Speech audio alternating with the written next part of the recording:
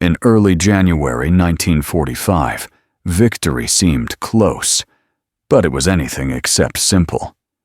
The Allies had just survived the shock of the Battle of the Bulge, and the Western Front was still unstable. Roads were clogged with snow, exhausted units were trying to reorganize, and tempers inside Allied headquarters were running as cold as the winter itself. And into that moment stepped Field Marshal Bernard Montgomery. Days earlier, Monty had held a press conference. Instead of praising American troops who had absorbed the worst of the German attack, he claimed credit for saving the situation. American newspapers exploded. Generals were furious. Omar Bradley said later it was the closest moment in the war to a political crisis inside the alliance. But Montgomery wasn't finished.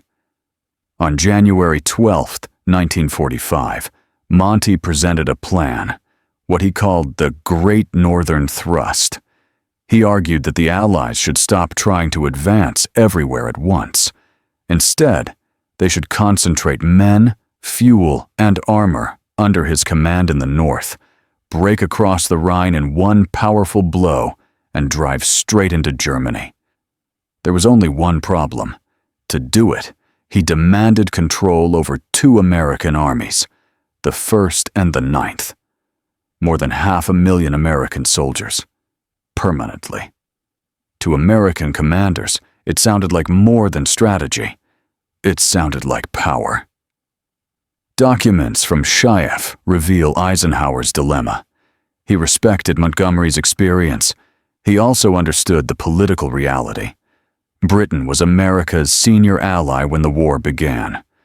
But by 1945, the balance had changed. American industry, manpower, and logistics now carried most of the war. And yet Montgomery wanted more authority, using American troops under British command to execute his plan. Bradley, in his memoir, A General's Life, wrote that if Eisenhower had agreed, American leadership would have been reduced to a supporting role in our own war. Tempers flared. Meetings grew tense. And beneath the polite language of headquarters memos, distrust deepened. Eisenhower needed a solution that would avoid a public break, but also prevent Montgomery from gaining permanent control. The compromise was precise and coldly calculated. Montgomery could have only one American army, the 9th, and not forever. Only long enough to help with the upcoming Rhine crossing. Once the operation ended, the 9th Army would return to American command. No debate. No extensions. On paper, Montgomery accepted, but in practice he saw something else, an opportunity. The Rhine crossing would give him prestige, headlines, and time to prove that his cautious, deliberate method was superior to the fast, mobile warfare practiced by commanders like Patton. What Montgomery did next, and how Eisenhower responded, would determine who truly controlled the final phase of the war in Europe. And as the plans for Operation Plunder took shape, one question quietly spread through Allied headquarters. Was this still about strategy, or about who would write the final chapter of victory? As winter faded and the Allies prepared for the final push, the maps in SHAEF headquarters began to change. Colored grease pencil arrows shifted north. Supply routes were rerouted. Bridges, engineers, landing craft, artillery. Everything Montgomery needed for his great crossing of the Rhine began to move into position. And crucially, the 9th U.S. Army moved with them. Officially, the arrangement was temporary. But inside Montgomery's headquarters, the tone was different. Staff officers wrote as if the 9th Army were already a permanent part of his command. British planners issued detailed orders. Briefings referred to our American formations. To the Americans, it felt like déjà vu. The press conference all over again. Montgomery spoke the language of coalition unity, but behind it, he carefully built a narrative. If the Northern thrust succeeded, it would be because of his leadership, even if the majority of troops were American. Meanwhile, Omar Bradley watched from the central sector and grew uneasy. Bradley had fought beside these men since North Africa. He knew their commanders, their strengths, their frustrations, and now they were answering to a British field marshal who many believed had already taken too much credit at their expense. His later memoir describes the tension bluntly. Montgomery was not only shaping strategy, he was shaping history. Eisenhower saw it too, but he also saw something else. The Allies needed the Rhine. Germany had anchored its defenses on that river for centuries.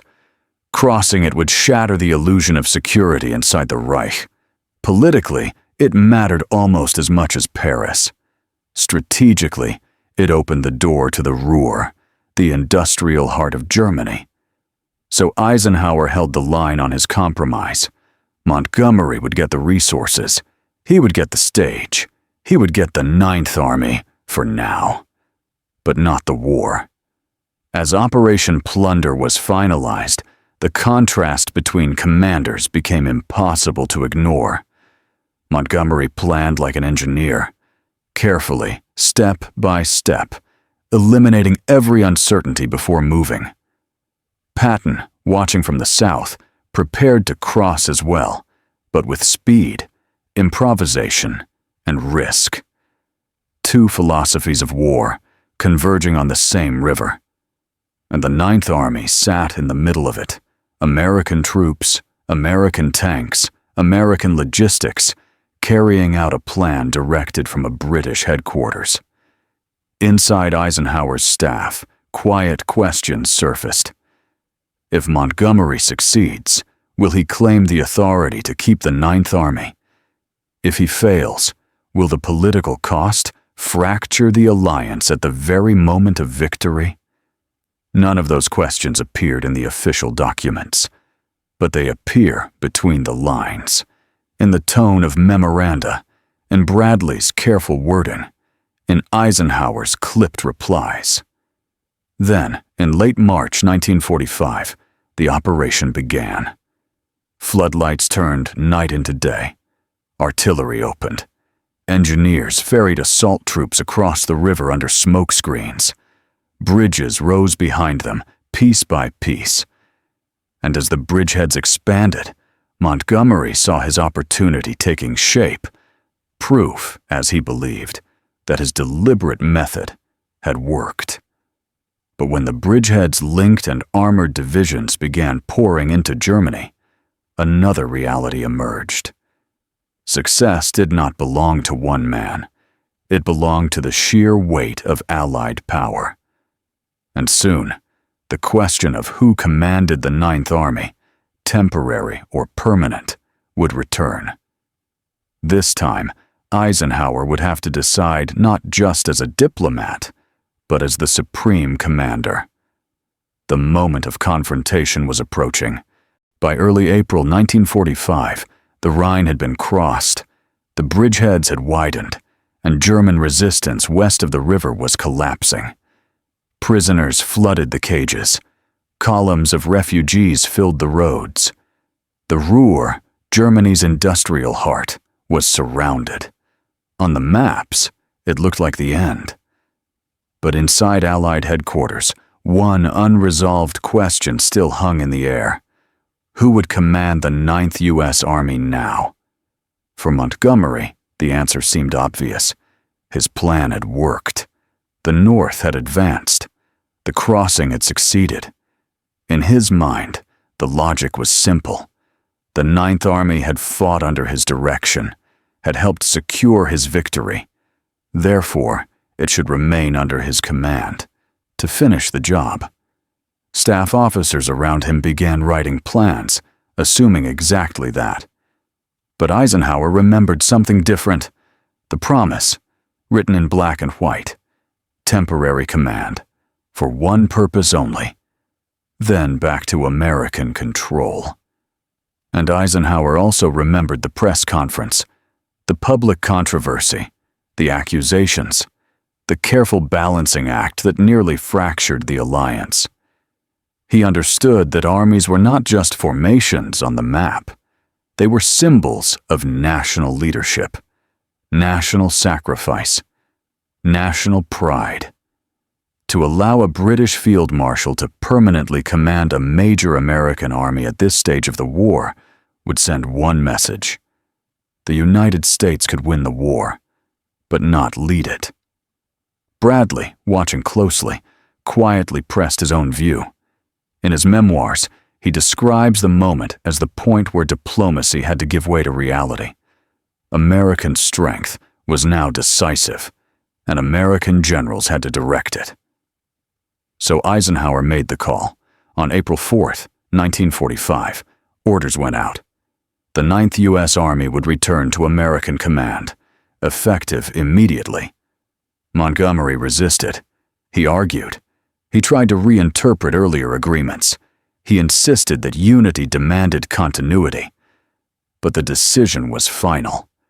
The Supreme Commander had spoken, not as a negotiator, but as the man responsible for the entire Western Front. In one stroke, Montgomery's strategic power shrank. From commanding a mix of British, Canadian, and American forces, he now commanded only British and Canadian formations for the rest of the war. The symbolism was unmistakable. From that point forward, Britain would still fight, bravely and at great cost. But it would no longer shape the direction of the campaign. The pace, the objectives, the strategy of the final drive into Germany would be American. Patton's armored columns surged east. Bradley coordinated the central advance. The 9th Army turned south and helped close the Ruhr pocket, now under American orders. And Montgomery, still precise, still methodical, still respected, was no longer writing the final chapter. Looking back, historians debate motives. Was Montgomery driven by caution, ego, or simply his own professional doctrine? Was Eisenhower too political, or exactly political enough? But the documents tell a consistent story. The Allies won not because one general imposed his vision, but because Eisenhower refused to let coalition politics fracture the command and refused to surrender American control over American armies. The war in Europe would end within weeks. Cities would fall. German armies would surrender.